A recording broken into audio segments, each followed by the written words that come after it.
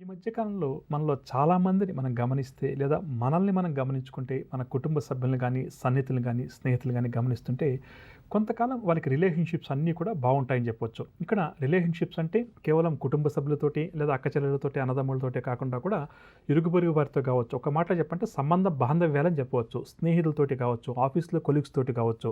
కొంతకాలం చాలా క్లోజ్గా మూవ్ అవుతుంటారు. ఏ పండుగ వచ్చినా ఏది వచ్చినా కలిసి పండుగ ఆనందంగా గడుపుకోవడం, తీర్థయాత్రలు చేయడం, విహారయాత్రలు చేస్తుంటారు. మరి ఏదో ఒక చిన్న మాట తేడా వల్లనో, లేదా వీరి ప్రవర్తన వారికి ఇబ్బంది కలిగించడం వల్లనో, లేదా వారి ప్రవర్తన వీరికి ఇబ్బంది కలిగించడం వల్లనో ఆ రిలేషన్షిప్స్ అన్నీ కూడా కట్ కావడం కానీ, దూరం అవ్వడం కానీ జరుగుతుంది. ఈ పరిస్థితి ప్రధానంగా చెప్పాలంటే ఈ మధ్య కాలంలో కొంత బాధాకరమైన అంశం ఏంటంటే, తండ్రి కొడుకులు కూడా మనసు విప్పి ఒకరితో మాట్లాడుకునేకి వారికి సమయం చాలట్లేదు. తల్లి కూతుళ్ళకు సమయం చాలట్లేదు. వారి యొక్క ఆలోచన విధానం వీరికి నచ్చట్లేదు. వీరి యొక్క ఆలోచన విధానం వారికి నచ్చడం లేదు. ఇక అత్తాకోడళ్ళంటే ఇది మొదటి నుంచి కూడా మనందరికీ తెలిసిన విషయమే. చాలా తక్కువ మంది అత్తాకోడళ్ళకే సంబంధ బాంధవ్యాలు మాత్రం బాగుంటాయని చెప్పొచ్చు. ఏదో ఒక రూపంలో మొత్తం మీద చూస్తే మన సంబంధ బాంధవ్యాలు చాలా వరకు కూడా ఇబ్బందికరంగా ఉన్నాయని చెప్పాలి.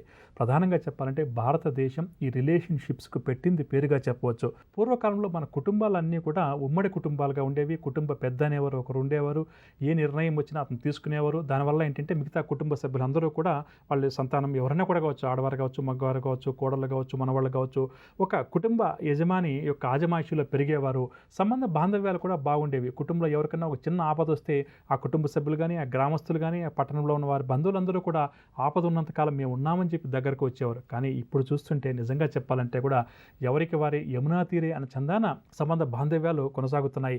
అదేవిధంగా ఈ విధంగా ఉద్యోగరీత్యాను కాలమాన దేశమాన పరిస్థితుల్లో కొంతవరకు దూరంగా ఉండి ప్రేమాభిమానాలు ఉండడం ఒక ఎత్తైతే, ఒక ఇంట్లో నివసించేటువంటి భార్యాభర్తలు మనసు విప్పి మాట్లాడుకోవడం లేదు. ఒక ఇంట్లో నివసించే అన్నదమ్ములు మనసు విప్పి మాట్లాడుకోవడం లేదు. తల్లిదండ్రులు మాట్లాడుకోవడం లేదు. పిల్లలు ఏం చేస్తానని చెప్పి తల్లిదండ్రులకు ఆందోళన. తల్లిదండ్రులకి ఏమీ తెలియదు. నేను చదువుకున్నాను, బీటెక్ చేశాను, ఎంబీబీఎస్ చేశాను, నాకు తెలియదంటూ ఏమీ లేదని చెప్పేసి పిల్లలు అనుకోవడం, తల్లిదండ్రులను గౌరవించకపోవడం, తల్లిదండ్రులు పడే బాధ నిజంగా కూడా వర్ణాతీతంగా చెప్పవచ్చు.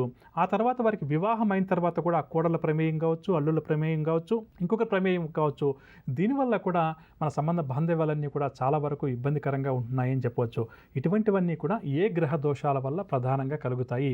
ఈ విధంగా ఎవరైతే సంబంధ బాంధవ్యాలు బాగలేక ఇబ్బంది పడుతున్నారో అటువంటి వారు ఎటువంటి పరిహారాలు పాటిస్తే వారికి సోదర వర్గం వారితో కానీ, సోదరి వర్గం వారితో కానీ, పెదనాన్న, పిన్నాన్న ఎవరైనా కూడా కావచ్చు, లేదా ఆఫీస్‌లో పనిచేసే కొలీగ్స్‌తో కావచ్చు, పై అధికారులతోటి కావచ్చు, సంబంధ బాంధవ్యాలు బావుంటాయి. దీనికి ఎటువంటి పరిహారాలు మనం పాటించాలి అన్న అంశాన్ని ప్రధానంగా మనం తెలుసుకునే ప్రయత్నం చేద్దాం. ప్రధానంగా చెప్పాలంటే జాతకంలో ఎవరికైతే సూర్యగ్రహం బాగుంటుందో, అంటే ఒక వ్యక్తి జన్మించినప్పుడు సూర్యుడు ఎవరికైతే అనుకూలంగా ఉంటారో అతని మందికి చాలామంది స్నేహితులు ఉంటారు. సంబంధ బాంధవ్యాలు ప్రధానంగా తండ్రి తరపు బంధువులతోటి, వారి పెద్దనాన్న, చిన్నాన్నలు, అన్నదమ్ములందరూ ఉంటారు కదా, తండ్రికి సంబంధించిన వారితోటి సంబంధ బాంధవ్యాలు చాలా బాగుంటాయని చెప్పొచ్చు. అయితే కొంతమందితోనే ఈ సూర్యగ్రహం అనుకూలంగా ఉన్నవారు కాస్త చనువుగా ఆంతరంగిక విషయాలు చర్చిస్తారని చెప్పవచ్చు. వీరికి సంబంధ బాంధవ్యాలు తండ్రితోటి, సమాజంతో చాలా చక్కగా ఉన్నప్పటికీ, పై అధికారులతోటి చక్కగా ఉన్నప్పటికీ కూడా వీరికి చనువుగా ఉన్న వ్యక్తులు, ఇష్టమైన వ్యక్తులు, లేదా వీరి కుటుంబ సమస్యలు కానీ, వ్యక్తిగత సమస్యలు అంటాం కదా, ఇటువంటివి చర్చించేవి వారు చాలా తక్కువ మంది ఫ్రెండ్స్ ఉంటారు. కానీ మంచి స్నేహితులు, మంచి బంధువులు మాత్రం వీరికి ఉంటారని చెప్పొచ్చు.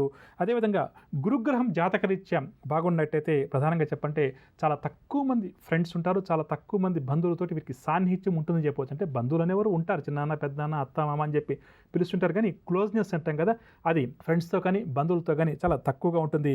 కాకపోతే వీరికి గురువు బాగుండడం చేత ఏదైనా ఒక సమస్య వస్తే మాత్రం ఈ తక్కువ మంది బంధువులు కావచ్చు, తక్కువ మంది స్నేహితులు కానీ వీరికి అండగా నిలబడడం మాత్రం వీరి జాతకంలో నిజంగా ఇది అదృష్టం విషయంగా చెప్పవచ్చు. ఒక సమస్య వస్తే మాత్రం వీరి బంధుమిత్రులు అందరూ కూడా వచ్చి వీరికి అండగా నిలబడి ఆ సమస్య పూర్తయ్యేదాకా కూడా వీరితో ఉండటం ఎక్కువగా గమనించవచ్చు. అదేవిధంగా గురుగ్రహం మరియు చంద్రగ్రహం అనుకూలంగా ఉన్న వ్యక్తులకి ఏంటంటే ప్రధానంగా ఏంటంటే ఎప్పుడు కూడా ఎమోషనల్ సపోర్ట్ ఇచ్చేవారు ఎక్కువగా ఉంటారని చెప్పవచ్చు. ఎంత పెద్ద సమస్య వచ్చినా నేనున్నాను, నువ్వేం భయపడకని చెప్పేసి ఎక్కువగా కూడా చెప్తుంటారు. అంటే కొంతమందికి ఏంటంటే అన్నీ ఉన్నప్పటికీ కూడా ఎమోషనల్ విషయంలో బ్యాలెన్స్ చేసుకోలేక చాలా ఇబ్బంది పడుతుంటారు. ఇటువంటి మానసికంగా ఇబ్బందులు ఉన్న వారికి ఏంటంటే గురువు చంద్రుడు బాగున్నప్పుడు ఏంటంటే ఈ ఎమోషనల్ సపోర్ట్ ఇచ్చే ఫ్రెండ్స్ ఎక్కువగా ఉంటారని చెప్పవచ్చు. అంటే అందరూ డబ్బు ఇచ్చి సహాయం చేస్తారు, అందరూ సమస్య వచ్చినా కూడా సమస్య కూడా శక్తి ఉంటుందని చెప్పలేం.